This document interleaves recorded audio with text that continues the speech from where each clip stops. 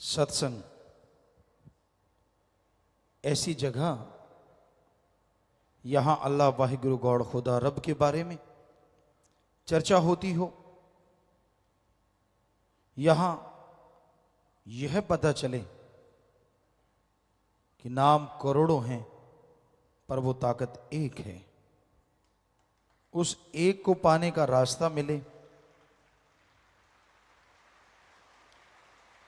जीते जी गम दुख दर्द चिंता बीमारियों से मुक्ति का रास्ता मिले और बदले में किसी तरह का कोई टैक्स अदा ना करना पड़े, उसी का नाम सच्ची रूहानी सत्संग है। वैसे तो आपको बहुत बार बताया, सत्संग यानी सच का साथ, पर सच ऐसा सच, सच था, सच है, सच रहेगा। हर चीज बदल जाती है, रोजाना सूर्य नक्षत्र ग्रह चंद्रमा धरती में परिवर्तन निश्चित है और वो परिवर्तन हो रहे हैं। किसी में परिवर्तन नहीं होता तो वो ओम हरि अल्लाह गॉड खुदा रब है।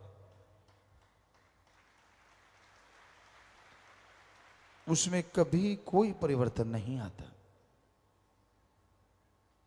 उस अपरिवर्तनशील मालिक को, सदा सच रहने वाले मालिक को देखने के लिए इंसान के अंदर एक रास्ता है।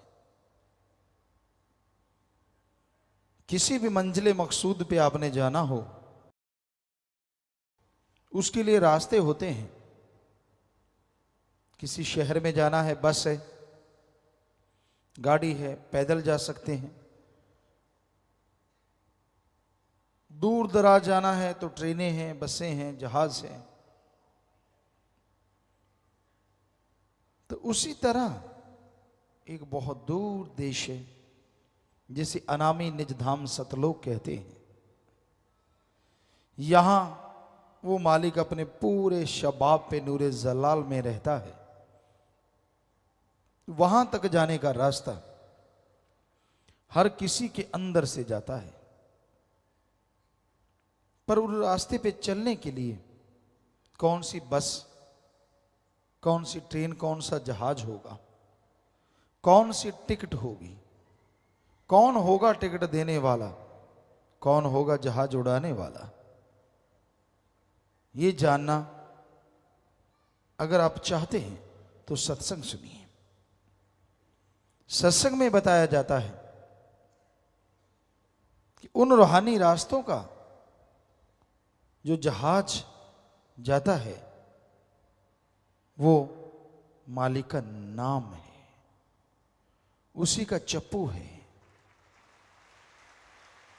गुरु पीर फकीर कैप्टन एक गाइड के रूप में आपको बताते हैं और फिर नाम, या जिसका नाम है अल्लाह वाहिगुरु राम की गोद में बैठ के आप उस सफर को कब तय कर जाते हैं कुछ मालूम नहीं पड़ता, बल्कि नजारों से माला माल होते चले जाते हैं।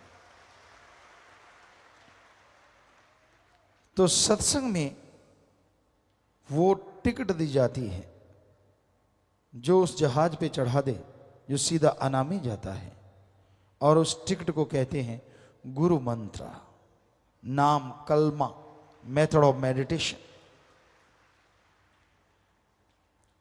आपने उसका अभ्यास करना है, आपने उसका जाप करना है।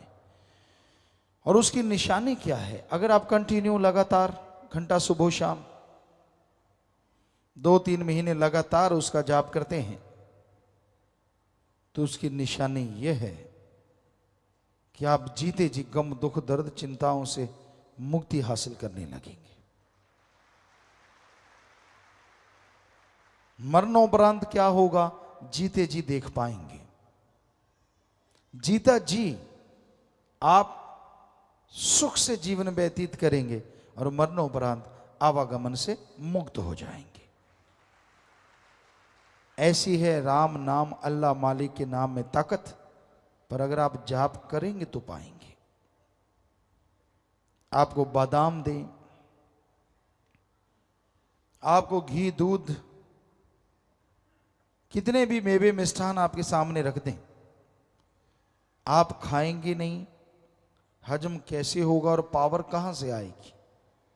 सिर्फ सजदा करने से, धोख मारने से, माथा टेकने से तो वो बादाम या वो घी दूध की ताकत आप हासिल नहीं कर सकते। उसी तरह अल्लाह वाहिगुरु राम का नाम है, जब तक आप उसके नाम को खाते यानी अभ्यास नहीं करते, तब तक तमाम ताकतें आप पे जाहिर नहीं होंगी और आप कंगाल के कंगाल रह जाएंगे। जीते जी माला माल होना है। जिंदगी गुजर रही है और कुछ भरोसा नहीं होता। हर चीज की गारंटी बुनियाद होती है, पर जीवन की क्या बुनियाद? लोग घर से निकलते हैं, सफर तय करेंगे, ये काम करेंगे, वो करेंगे, फला करेंगे, और ऐसा एक्सीडेंट होता है प्राण पखेरु उड़ जाते हैं। कुछ होश नहीं होता, कुछ पता नहीं होता क्या होने वाला है। सब तमन्नाएं, सब इच्छाएं धरी धराई रह जाती हैं। सो कहने का मतलब, आप किस चीज की वेट कर रहे हैं, इंतजार किस चीज का कर रहे हैं? कब करेंगे आप इबादत? कब करेंगे आप सुमरन? क्या कोई भयानक बीमारी को उड़ीक रहे हैं, या फिर आप अपने कर्मों के बोझ तले दब जाएं तब आप उसको याद करेंगे? क्या सोच रहे हैं आप? क्यों नहीं सुख की जिंदगी में उसे शामिल कर लेते जो हमेशा आपकी जिंदगी को सुखमय रखेगा? और हैरानी यह है, उसको शामिल करने में टैक्स नहीं देना। आज पत्थरों की भी कीमत बेशकीमत, हीरे जवाहरात बेशकीमती हैं, सोना चांदी सब बेशकीमती हैं, कीमत बढ़ रही है। तो क्या ये आपके आने वाले दुखों को हर लेते हैं? थोड़ा बहुत सहारा बनते हैं। आप उन पैसे से सुख के साधन जुटा लेंगे, लेकिन कर्मों की जब मार पड़ती है ना, जितना मर्जी पैसा खर्च कर लो, कई बार बीमारी हटने का नाम नहीं लेती। क्या फायदा हुआ उनका? कितना खर्चा किया, लाखों करोड़ों रुपए हैसियत के अनुसार। पर एक ऐसी रसायन है, ऐसी औषध है, ऐसी दवा है जिस पे एक नया पैसा खर्च नहीं करना, और वो हर बीमारी के लिए रामबाण है, लगेगी ही लगेगी। कोई दवा लगे ना लगे, आदमी सोचता है ऐसी कौन सी दवा है? वही जो आपने ली है, जो लेना चाहते हैं, राम का नाम, अल्लाह की इबादत, वाहिगुरु की याद, गॉड्स प्रेयर। वो एक ऐसी दवा है, सुबह शाम नियम बना लो और उसको लगातार लेते रहो। दुख आए सुख आए परवाह ना करो, एक दिन ऐसा आएगा सारे दुख जल जाएंगे और आपके जीवन में बहार छा जाएगी।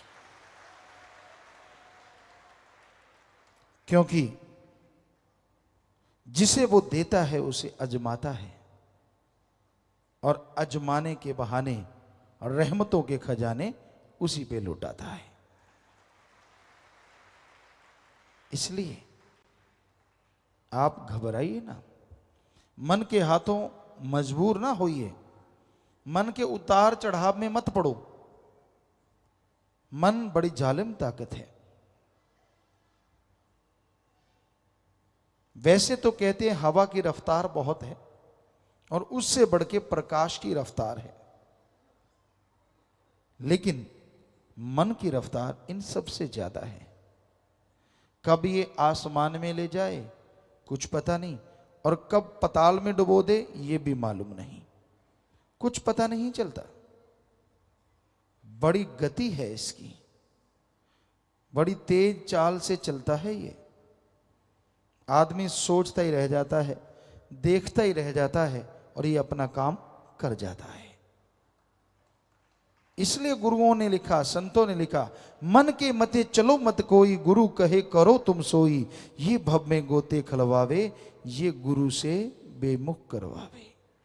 मन ऐसी जालिम ताकत है। इसीलिए तो इस्लाम धर्म में इसे नफ्स शैतान कहा है कि ये भी एक बहुत बड़ा शैतान है जो आदमी के अंदर सोया हुआ शैतान है, पता ही नहीं चलता इसका, कब आपके दिमाग पे हावी हो जाता है, कब आपकी बुद्धि को अपने कंट्रोल में कर लेता है और कब आपको मालिक से दूर करने की प्लानिंग शुरू कर देता है। ऐसे करेंगे, फिर वैसे करेंगे, फिर ये करेंगे, फिर वो करेंगे। ये मन नहीं कहता कि तड़प तड़प के मरेंगे, बस वो बात छुपा लेता है, बाकी सारी तुकबंदी जोड़ देता है। ये मन की चालों को समझो। मन इतना जालिम है, सामने भगवान खड़ा हो तो भी नहीं मानने देगा अगर इसको रोका ना जाए, इसको कंट्रोल ना किया जाए। भगवान कृपा कर दे तो बात अलग है, वरना मन बहुत जालिम और बहुत ढीठ है। आदमी गलती करता है तो मन की वजह से, गलती करके फिर कहता है कि तू तो कभी खुशियां ले ही नहीं सकेगा, हालांकि खुशियां मिल रही होती, ये भी मन की वजह से। तू बुरा कर्म कर ले, ये भी मन की वजह से। भूल जाता है कि अगले बुरे कर्मों की सजा है और करूंगा तो क्या होगा, मन याद ही नहीं रहने देता। ये कर ले तू, वो कर ले, उल्टे उल्टे काम, उल्टी उल्टी बातें दिलो दिमाग में चलाता रहता है। और आदमी कितने बार जीता है, कितने बार मरता है, इस मन के हथों कोई नहीं जानता। इसलिए मन का सामना करो। आपने नाम ले रखा है, कभी उसका इस्तेमाल भी किया करो। कई कह देते मेरा मन हावी है। अगर मन हावी है तो सच सच बताइए, क्या आप घंटा सुबह शाम कभी सिमरन किया? नहीं किया। आधा घंटा सुबह शाम नहीं। नाम को तो तब काम में लेते हैं जब जरूरत पड़ती है, मौके का हथियार समझ रखा है। जरूरत पड़े तो निकाल लो, वरना दबा रहने दो, यहां दबा है। कई हैं मालिक के प्यारे जो रेगुलर नियमित प्रभु के नाम का सुमरण करते हैं, वो आदमी मन के काबू में नहीं आता। सुमरन में ऐसी शक्ति है, आने वाले भयानक कर्मों को काट देता। मेरे से होता नहीं, ये बात जब आदमी कहता है ना, बड़ा दुख भी लगता है और गुस्सा भी और अजीब लगता है। आपने रफा हज जाना है, उसके लिए आपके पास टाइम है, सुबह सवेरे ही भाग लेते हो लोटा उठा के, क्यों खाया इतना होता है। उसके बाद नाश्ता नहीं मिला, चाय दूध जैसे घरों में होता है, छाछ जो भी आप पीते हैं, वो उसकी तैयारी शुरू होती है। वो ना मिले तो गाड़ियां जुबान पे तड़ाक तड़ाक आती हैं। फिर नहाते हैं, काम धंधा करने जाते हैं, फिर दोपहर का खाते हैं, रात का खाते हैं, सारा दिन कई तो पशुओं की तरह चरे ही जाते हैं, चरे ही जाते हैं। तब तो टाइम है, चुगली करते हैं, सिर जोड़ जोड़ के निंदा करना, बुरी बातें करना, टाइम है। किसी की जेब कैसे काटे पता ही ना चले, किसी के साथ ठगी कैसे मारें, बुद्धू बना डालें, किसी का हक मार के खा लें, डरा दें, गरीबों को धमका दें, उसके लिए टाइम है। लेकिन अल्लाह वाहिगुरु का नाम, ओम हरि ईश्वर का नाम लेना, इसके लिए टाइम क्यों नहीं है? कोई जवाब नहीं। फिर कहता है मेरे कर्म ही बुरे हैं। लानत तेरे मन पे, कर्म बुरे तू खुद बनाए जा रहा है, मन की चालें चलता है, मन मते करता रहता है। और जो गुरु पीर फकीर ने बताया, अल्लाह मालिक का नाम कलमा कभी अदा करता ही नहीं। गुरु क्या करे? तू पशु तो है नहीं जो सांकड़ बांध के खूंटे पे बांध के छोड़ देंगे, हिल के दिखा, फिर तो मानी बात। हर कोई मर्जी का मालिक है। कौन किस टाइम क्या कर रहा है कुछ कहा नहीं जा सकता, क्योंकि मन हावी है इस कलयुग में। मन इंद्रियां शैतान का रूप धारण करे बैठी हैं। इंसान पल में बिदक जाता है। पैसा आ गया जेब में, सारे आदमी कीड़े मकोड़े लगने लगते हैं। खूबसूरती आ गई, सारे कुरूप लगने लगते हैं। घमंड आ जाता है, मैं ये मैं वो। ये तो पता नहीं कि आखिर में हाल तो एक जैसा ही होना है। नहीं, किसी को बाल बच्चे ज्यादा हैं, उनका घमंड मेरे सामने कौन बोल सकता है? भूल जाता है रावण के 2.25 लाख थे, इतने तो तेरे क्या कुणबे में नहीं होने जब से जन्म लिया इस धरती पे, उसके अकेले के इतने थे। तो सब कुछ भूल जाता है मन के हाथों मजबूर होके ये इंसान। तो मन से लड़ा करो, नफस शैतान की लगाम कसा करो, और उसके कसने का एकमात्र उपाय सेवा और सुमरन ही है। भक्ति इबादत करो और परमार्थ करो, परहित के लिए जरूर समय निकालो। आप कितने भी गरीब मजबूर हैं, पर इतने नहीं कि आपको रोटी नहीं मिलती। अगर आपको रोटी मिल रही है तो आप परमार्थ भी कर सकते हैं। हो सकता है मालिक उस रोटी में ऐसी बरकत डाल दे कि आप दूसरों को रोटी खिलाने वाले बन जाएं। क्या मालूम, क्या पता किस कर्म के पीछे कौन सा रहमत छुपी पड़ी है, किस कर्म के पीछे क्या कृपा होनी है। आप तो कर्म जोगी बनो, आप मेहनत करने वाले बनो। तो इंसान को कर्म जोगी मेहनत करते रहना चाहिए, सुमरन करते रहना चाहिए, सबका भला मांगना और करते रहना चाहिए, तो मालिक उसका भला जरूर कर देते हैं। किसी को चिंता बाल बच्चों की, किसी को जायदाद की, किसी को तन की, किसी को किसी की चिंता, और जो मालिक और मालिक के औलाद की चिंता करते हैं, मालिक उन्हें रहमो करम से माला माल कर देते हैं, अंदर बाहर से भर देते हैं। मालिक की चिंता कैसे? चिंतन, उसके नाम का चिंतन। जैसे मूसा की आपको बात सुनाया करते हैं, गडरिया कितनी चिंता कर रहा था अल्लाह की।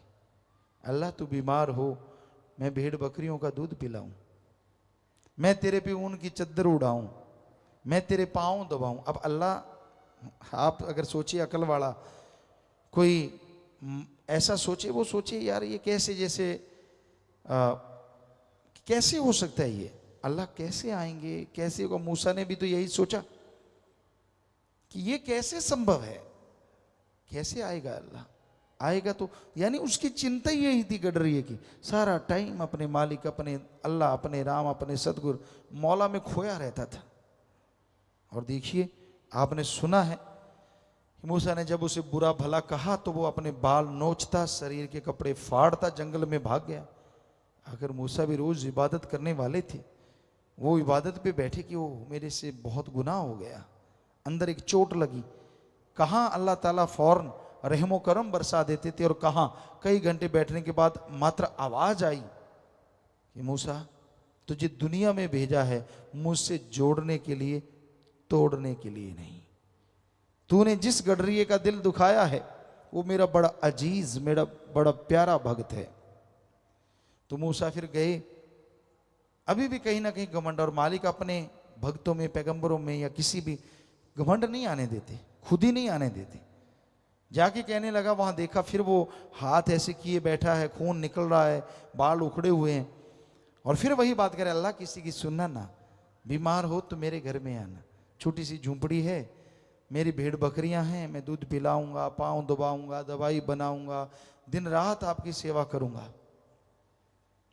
मूसा ने हाथ जोड़े, प्रार्थना की, भैया आप मेरी बात सुनो। उसने आंखें खोली, कहने लगा जी क्या है? आप फिर आ गए। कहने लगा मेरे पास अल्लाह ताला आए थे, आप तो उनके बड़े अजीज हैं। कहने लगा मैं तो कुछ भी नहीं हूं भाई। पर वो गडरिया कहने लगा, तू मेरे पीछे क्यों पड़ा है? जिस अल्लाह ताला की तू बात करते तेरे पास आए थे, जब तू मेरे पास है वो तभी गए हैं, वरना वो रहती मेरे पास हैं। सारी खुदी पल में मिट गई। हैं ये क्या है?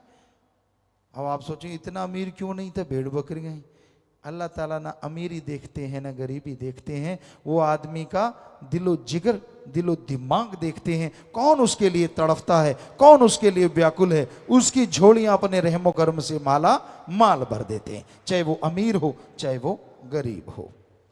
तो इसलिए आप किसी का बुरा ना सोचें। आप जलते रहते हैं दूसरों को देख देख के। वैसे तो ये जलन हर समाज के हर हिस्से में है। किसी दफ्तर में देख लो आप, किसी स्कूल में देख लो आप, बच्चों में देख लो, टीचर मास्टर लेक्चरारों में देख लो, किसी में देख लो, कहीं जाइए आप, रूहानियत में देख लो। कोई भक्त आगे निकल गया, पीछे दूसरों को पूंछ की तरफ से आग लग जाती। यार ये इतना आगे निकल गया, उसी को भक्ति दे रहे हैं अपनी, उसी का सोच सोच के। कहाँ तो मालिक का सोचना था, सतगुरु मौला का सोचना था, वो मुझे खुशी दे। यह समय जो चल रहा है ऐसा समय है जिसे स्वार्थी कहें, खुद गर्ज कहें, क्या कहें, क्योंकि बिना गर्ज के कोई किसी से आंख नहीं मिलाता और बिना गर्ज के कोई किसी के घर नहीं जाता। बिना गर्ज के कोई किसी को प्यार मोहब्बत से नहीं बुलाता और बिना गर्ज के दोस्ती के लिए हाथ नहीं बढ़ाता। ऐसा समय का दौर है, ऐसा कलयुग है। और इस भयानक समय में क्या इंसान किसी पे भरोसा ना करे? क्या इंसान किसी के साथ बिजनेस व्यापार की साझेदारी ना करे? जी नहीं, हम यह नहीं कह रहे। हमारा कहने का मतलब है यकीन तो करना पड़ता है, उसके बिना तो कोई कार्य होता ही नहीं। बस में सफर करो तो ड्राइवर पे यकीन रखना पड़ता है कि वो सही सलामत ले जाएगा। डॉक्टर के पास ऑपरेशन करवाते हो, वो लिखवा लेता है कि अगर मर गया तो जिम्मेवार तू, फिर भी ऑपरेशन करवाते हो। क्यों? क्योंकि यकीन करना पड़ता है। खेतों में फसल बोते हैं, दुकान पे जाते हैं, एग्रीकल्चर विभाग में जाते हैं, वो कहते हैं जी ये बीज जो है इसको डालोगे तो 40 मन 60 मन 70 मन फसल आएगी। सूंघ के खा के नहीं बता सकते कि फसल आएगी, पर यकीन करना पड़ता है। जब फसल आ जाती है 6 महीने बाद पता चल जाता है, बस सही जगह पहुंच जाती है तो पता चल जाता है। तो पर पहले तो यकीन करना पड़ा ना। कोई बिजनेस देख लो, कोई व्यापार देख लो, पहले भरोसा करना पड़ता है। तो फिर संत पीर फकीर पे भरोसा क्यों नहीं करते? संत कहते हैं पहले भक्ति करो, भगवान मिलेगा। लेकिन लोग कहते पहले भगवान दिखाओ फिर संत मिलेगा। बड़ी हैरानी की बात। कोई भी पढ़ा लिखा सज्जन बैठा है, पहले पढ़ाई करते हैं फिर डिग्रियां मिलती हैं। ये नहीं कि पहले डिग्रियां बाद में पढ़ाई। तो उसी तरह पहले भक्ति करनी पड़ती है फिर भगवान मिलते हैं।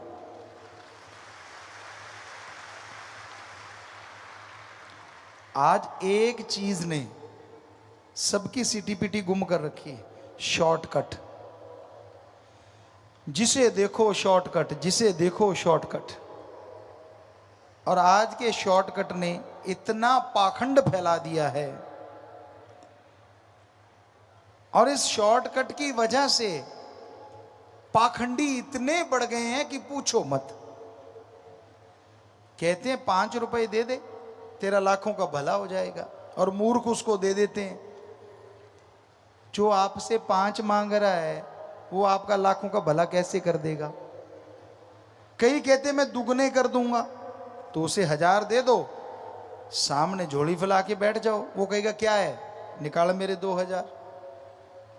आपने तो बोला दुगने कर दूंगा, कहता यहां नहीं घर जाके होंगे। तो जो सामने नहीं कर सकता, घर जाके क्या गारंटी कि वो दुगने कर देगा? ये सब बुद्धू बना रहे हैं। बहुत से पाखंडवाद हैं।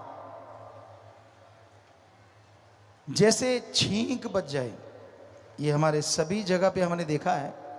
कोई काम धंधे को जा रहा हो, छींक लग गई तो लोग कहते हैं कि भाई तेरा काम बुरा होगा।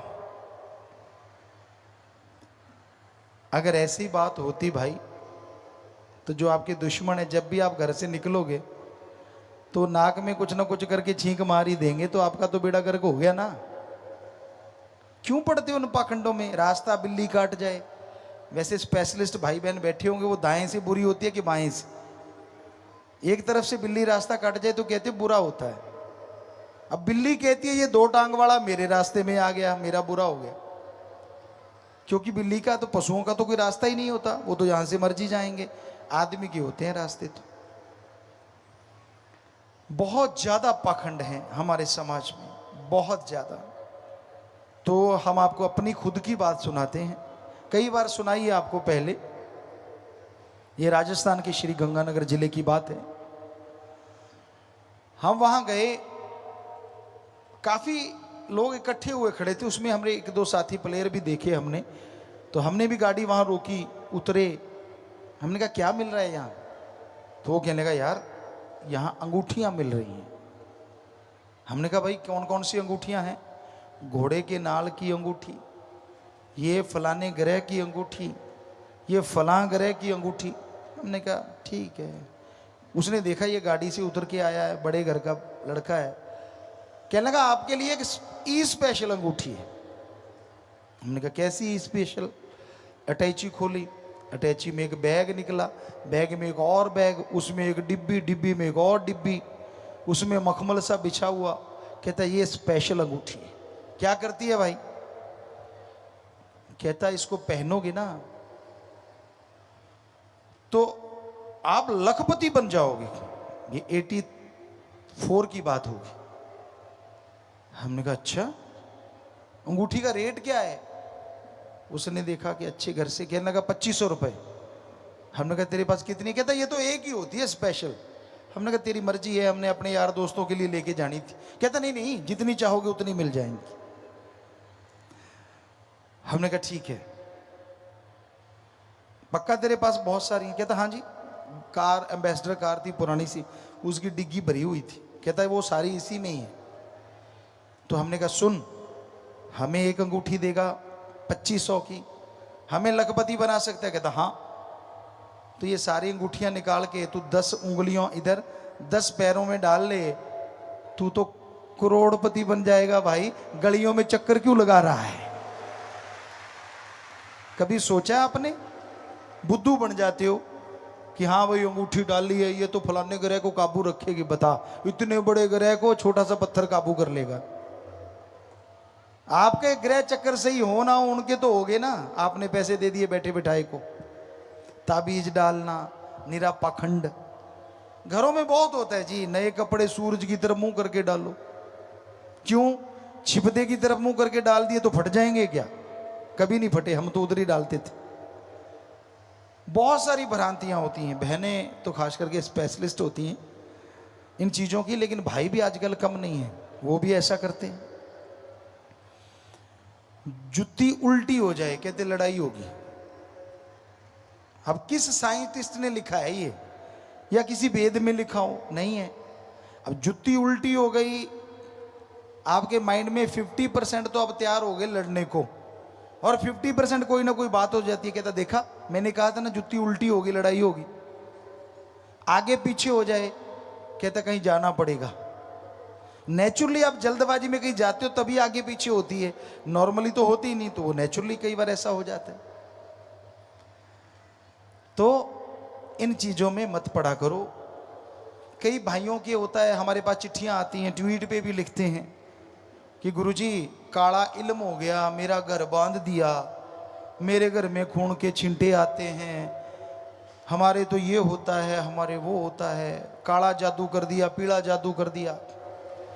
अरे आप में से कोई बैठा हो जिसके काला जादू किया हो, उस कालू जादे वाले को बुलाओ और प्रधानमंत्री जी को मिलाओ।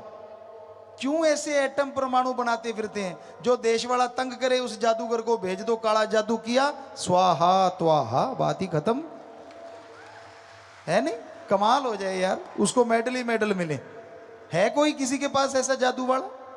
तो ये निरा पाखंड है, ढोंग है, आपके दिमाग पे असर कर देते हैं और कुछ नहीं होता। भूत प्रेत होते हैं जी, कोई भूत प्रेत नहीं होते। हमने रिसर्च किया है, सर्च किया है, स्टडी की है, पूरी खोज की है, किसी धर्म में लिखा ही नहीं कि भूत प्रेत होते हैं। यहां हाँ, ऊपर रूहानी मंडलों पे उनकी एक जोनी होती है, जैसे आदमी, पशु, पक्षी, इस तरह। लेकिन इस धरती पे भूत प्रेत नहीं होते। किसी ने हमें एक बार कहा, बॉम्बे में कोई बिल्डिंग थी, गुरुजी ले लो, बड़ी सस्ती कौड़ियों के भाव मिल रही है, पर उसमें भूत रहते हैं। हमने कहा भूत रहते हैं तो हम ले लेंगे, पर जिंदा भूत हैं तो नहीं लेंगे। कहते जिंदा भूत कौन से? हमने कहा गुंडागर्दी करने वाले। हाँ, मरे हुए भूत हैं तो हम ले लेंगे बिल्डिंग। वहां हमने सेवादारों को भेजा, वो 2-4 दिन रुके किराएदार बन के। अगले ही दिन उनके गेट के आगे खून से भरे हुए कपड़े मिले। पता चला वो जिंदा भूतों का काम था, क्योंकि वो किसी ने कब्जे में कर रखा था, और वो ऊपर से खून खान में कपड़े भिगो के लोग आदमियों के कमरे के आगे रख देते थे, लोग भाग जाते थे। तो कोई भूत प्रेत नहीं होता भाइयों बहनों, ये मन का भ्रम होता है। और लूटने वाले सियाने चेले चपटे बहुत बैठे हैं, जो लूट लेते हैं तेरे अंदर तो 5-5 बोलते हैं, तेरे अंदर 7-7 बोलते हैं। मजा ये है कि वो पीटते हैं आपकी माँ बहन को, आपके सामने ही पीटते हैं, दौड़ दौड़ दौड़ दौड़। ऐसा हमने देखा। एक सज्जन के साथ हम गए, जब इस गुरगद्दी पे नहीं आए थे, कहने लगा यार मेरी माँ के अंदर भूत है। हमने कहा अरे कोई भूत नहीं होता, हम गुरुजी से जुड़े हुए थे। कहता ना ना, तो गाड़ी हमारे पास ही थी उस समय, उस एरिया में। हम गाड़ी लेके गए, उनके कोई सियाना था, उसको सियाना कहते हैं, ओझा कहते हैं। तो उसकी माता बैठ गई, वो थोड़ा सा कुछ ऐसे ऐसे करने लगी, और वो आया, आके तोड़ तोड़ 2-3 इधर धर दी, 2-3 इधर मुंह पे।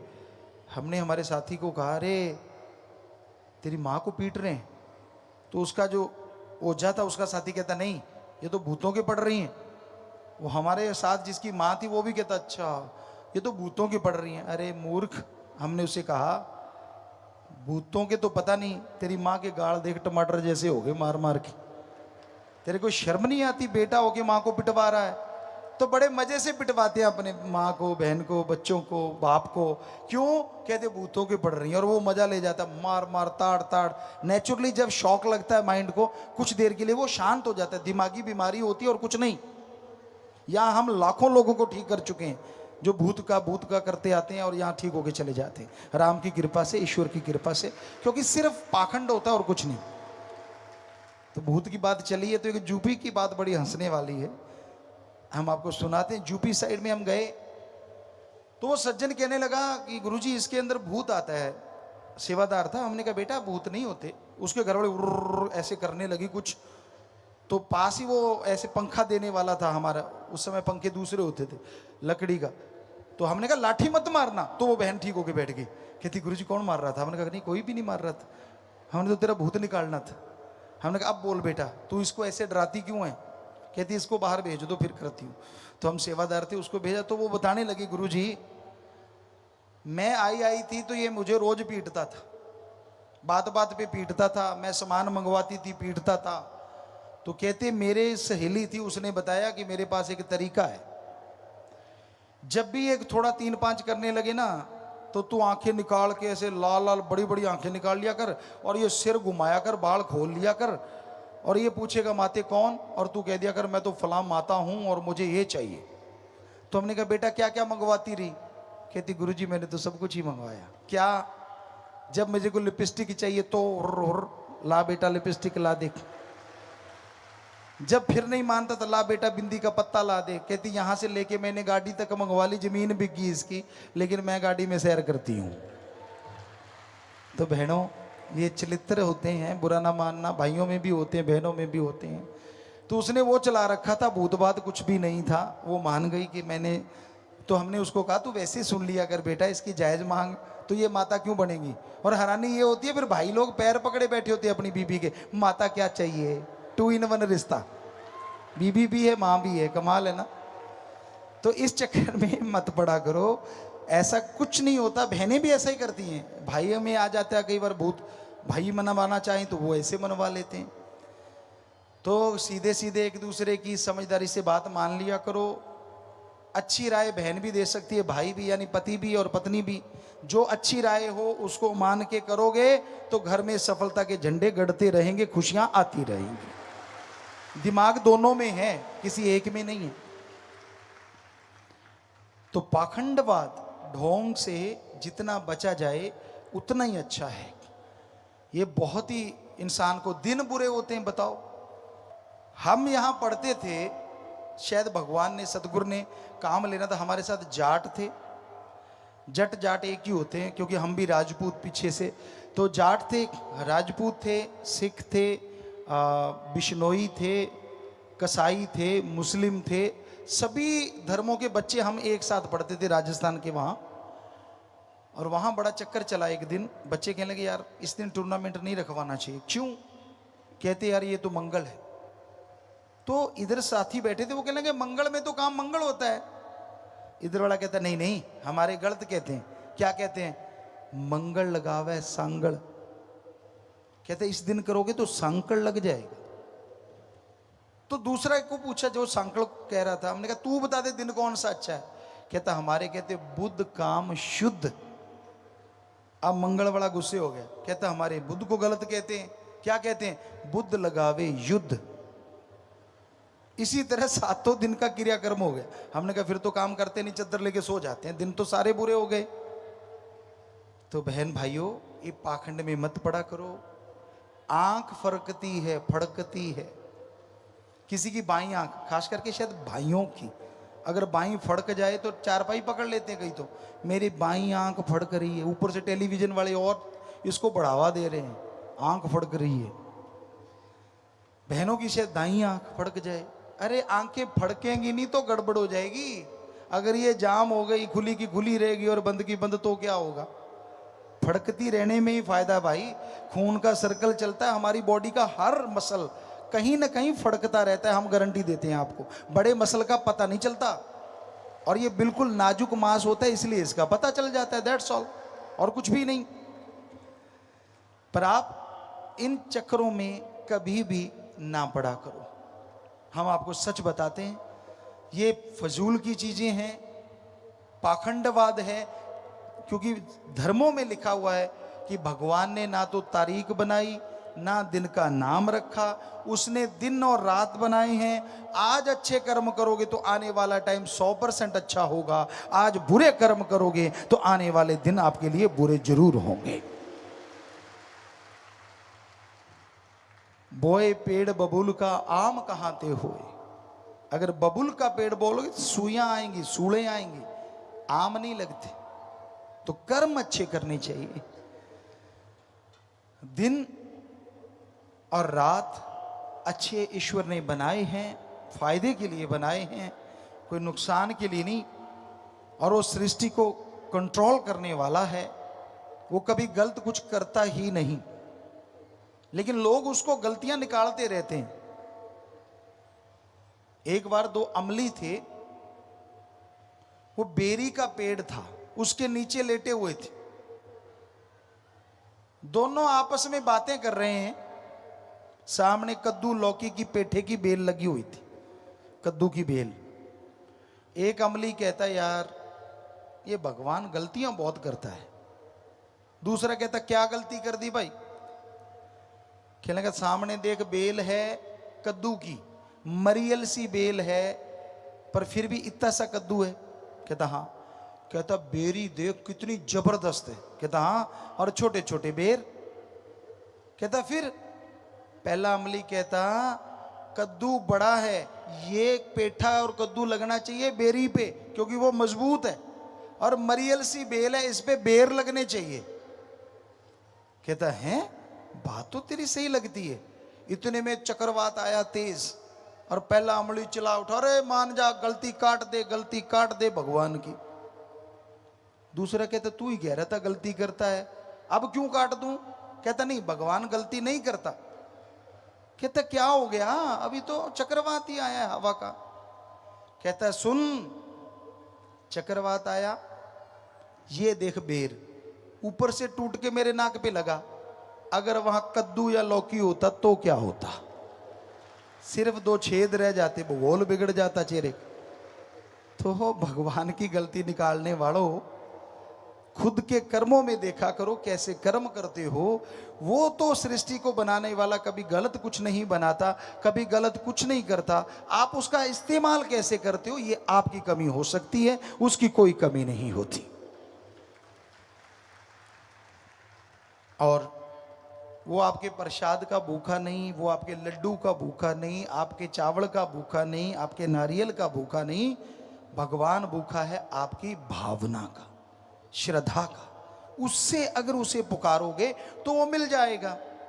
जरा सोचिए, जो हमें बना सकता है, क्या हमारे बनाए लड्डू जलेबी को नहीं बना सकता क्या? अगर उसको खाना ही है, आप तो वैसे ठगी मारते हो। भगवान 51 का चढ़ाऊंगा, देसी मिठाई ले गया, बर्फी ले गया, एक पीस भगवान का, बाकी डिब्बा खुद रगड़ जाता है ना कमाल। अगर भगवान का ऐसे सुख मांगी हो तो वो बाजू नहीं पकड़ लेगा कि मेरे साथ ठगी, मेरा पूरा डिब्बा रख इधर। कभी बोला नहीं, क्योंकि वो तो कभी मांगता ही नहीं। तू ही कहता है तुझे दूंगा, खुद खा के कहता है तुझे दे दिया। ये सही नहीं है, गलत। ईश्वर अल्लाह, वाहिगुरु, राम, गॉड, खुदा एक ही हैं, सारे नाम अलग अलग हैं, और वो भावना से मिलते हैं, श्रद्धा से मिलते हैं, तड़प से मिलते हैं। कैसी तड़प? मालिक ना करे ऐसा हो, आपका बेटा हो, सैकड़ों किलोमीटर दूर हो, कहीं एक्सीडेंट हो जाए, दुर्घटना हो जाए, आप फोन करो नहीं पता चलता, तो बेअख्तियार यानी अपने आप आंखों से आंसू बहने लगते हैं। आप तड़प जाते हो कि मेरे बेटे को क्या हुआ। यह है श्रद्धा, भावना। जैसे आप अपने बेटे के लिए रुपए में 100 पैसा तड़प गए, ऐसी ही तड़प आप भगवान के लिए 10-15 पैसे तड़प जाओ, भगवान ना मिले तो हम आपको गारंटी देते हैं, आप तो उसके लिए तड़पते ही नहीं। आप तो भगवान बेटा दे देना, इतने बदले में मैं दूंगा, ये काम कर देना, इतने मैं दूंगा। अरे श्रद्धा इसका नाम नहीं है। श्रद्धा भावना, अंदर से तड़प, अंदर से व्याकुलता होनी चाहिए, तो ईश्वर मिलता है, तो उसकी खुशियां मिलती हैं। तो इंसान को कभी पाखंडवाद, कभी ढोंग, कभी दिखावे में ना फंस के थोड़ा समय चलते बैठ के लेट के गुरु मंत्र, उसका नाम बाई नेम उसको पुकारो। जैसे कितने लोग बैठे हो, आदमी आदमी बोलो तो कोई नहीं उठेगा, और अगर नाम लेके पुकारें तो वो उठ जाएगा। तो ऐसे ही भगवान भगवान कहने से नहीं, क्योंकि 365 करोड़, कोई कहता है 33 करोड़ देवी देवता है, सब भगवान है, तो कौन आएगा? तो उसका बाई नेम गॉड को बुलाना, इसी को हमारे धर्मों में गुरु मंत्र, नाम दीक्षा कहा गया।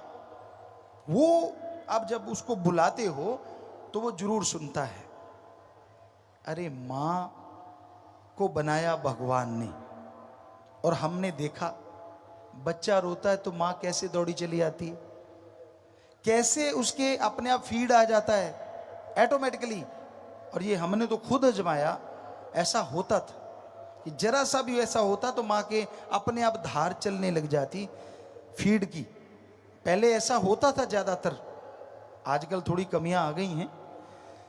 तो अब बच्चे के रोने से अगर मां सुन सकती है, जो कि भगवान ने मां को बनाया, और भगवान के लिए कोई रोएगा तो भगवान क्यों नहीं सुनेगा? जरा सोचो तो सही। सच तो ये है, उसके लिए रोते नहीं, अपना काम धंधे में रोते रहते, तड़पते रहते। तो कभी उसकी तड़प में भी तड़प के देखो। कहते हैं ना, दुनिया की याद में, दुनिया के साजो सामान में तो तड़प लिए, कभी भगवान की याद में तड़प के देखो, वो अंदर बाहर से भर देगा। कभी सच्ची तड़प से उसको बुला के देखो। तो पाखंड उसको पसंद नहीं। आप कपड़े कैसे पहनते हो, ईश्वर को कोई लेना देना नहीं। पैंट शर्ट पहनो, चाहे कुर्ता पजामा, चाहे धोती कुर्ता, कुछ भी पहनो, ईश्वर ने क्या लेना उन चीजों से। हाँ, अंदर अगर भावना शुद्ध है तो पैंट शर्ट में भी मिल जाएगा, और भावना शुद्ध नहीं, जितने मर्जी गेरुआ पहन लो, वो ना आज मिले ना मिले कल। तो ईश्वर को पाने के लिए भावना शुद्ध जरूरी है।